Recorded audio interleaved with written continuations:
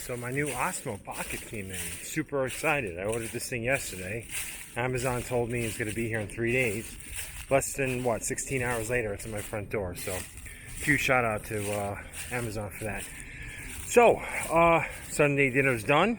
And I figured let me get out and play around with this thing. What I'm doing is I've got the Osmo in one hand, shooting at 4K 30 frames a second. And then, for comparison reasons, I have my GoPro Hero 7 Black hooked up to the DJI Smooth Q3 3-axis gimbal. Just to get an idea of what the resolution differences are, what the audio differences are. A couple of negative responses with regards to audio, how the GoPro has better audio. Doesn't shock me actually, it's a really tiny microphone. I was looking at it before. But there are a couple of things, I'm a huge GoPro fan, but there are a couple of things that I do love about this Osmo camera versus the GoPro when it comes to 4K. And I'll try to do a comparison to that right now. But as we're walking, you can see the GoPro has a bit of a bending effect on the side, which actually gets somewhat annoying. And the Osmo in 4K, tighter field of view, so you don't get any of that. The GoPro is way easier to work with in terms of its menu system because of the bigger screen. And the Osmo screen is just absolutely minuscule here. I mean, you can see screen, so using it with your thumb and whatnot is not as easy as it would be for the GoPro. But in terms of usability, I know a lot of people have been complaining about the registration aspect on the GoPro, on the Osmo. It was super simple. I have a Pixel 3 XL. DJI supplied it with a lightning port adapter, and they supplied it with the USB-C adapter.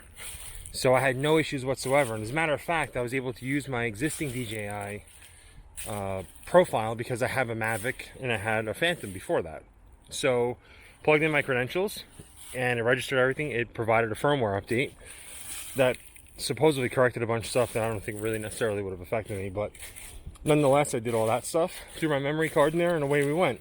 It actually came somewhat charged, but I let it sit on the charger for a while.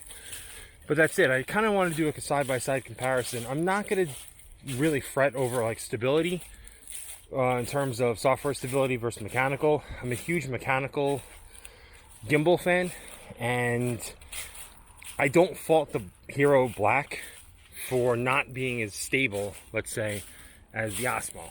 Obviously, software and mechanics, I think in this case, mechanics always went out as I'm walking. They're both going to be really, really smooth because I have the Black on a gimbal. The beauty part of this, though, is look how big this gimbal is. I mean, this thing is huge, and it works really, really well, but it does have some drawbacks.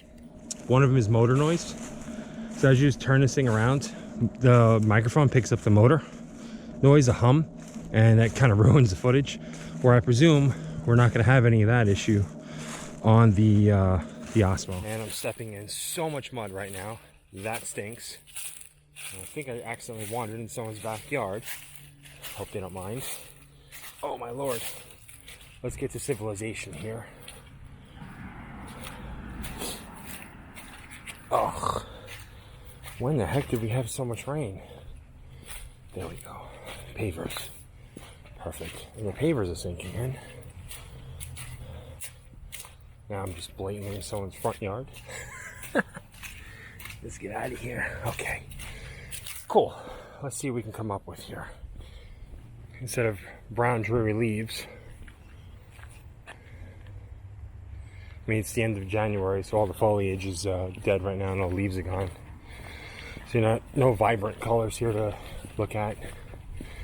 But all in all, I mean, I plan on taking this thing to Disney. We're going to Disney in a couple of weeks. And carrying something like this, that's not going to work out too well. So, we got something like this. And hopefully, that will suit us a lot better. If you have any questions, let me know. Thanks for watching.